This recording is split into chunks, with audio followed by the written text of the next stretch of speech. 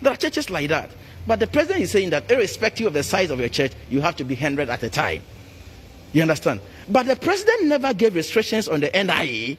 He never gave restrictions for the EC, which is even more dangerous. You know, even in churches, if they are able to regulate it, what are you going to do? If they avoid dancing and all, you enter, you go through and then go and sit down, listen to the word of God, you pray, and you without even touching each other. But in the case of the registrations, you have to be in a queue, you have to be talking to somebody, okay? You have to be touching machines. We as Muslims, you know, that in terms of, there was very little or nothing for Muslims, because we cannot still carry out our worship as Muslims. One Muslim standing, another Muslim standing some meters away. That's not Islam. So this didn't cater for us. Meanwhile, look at what he did for the Electoral Commission and the NIA.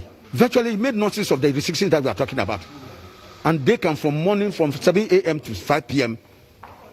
They have an unlimited, unfettered right to interact with hundreds and thousands of people. But the majority disagrees. According to the NPP MPs, easing the restrictions is in the national interest. Going to church is about prayer. Some may decide not to even go to church. They will still pray in their homes. So if the president has come out with some of these things, does not mean that churches are bound to go to church. That is not the meaning. But if a church is capable of fixing its church within the restrictions and the 100 thing, I think that it is good for all of us. But if the church also feels strongly that, look, we cannot do 100, we will want to wait until total lifting of ban is done, it's also another way to go. First, when they imposed, they said we are doing that to rig elections. Now they have lifted some of the restrictions. You are saying the EC is to allow EC to, compile the register.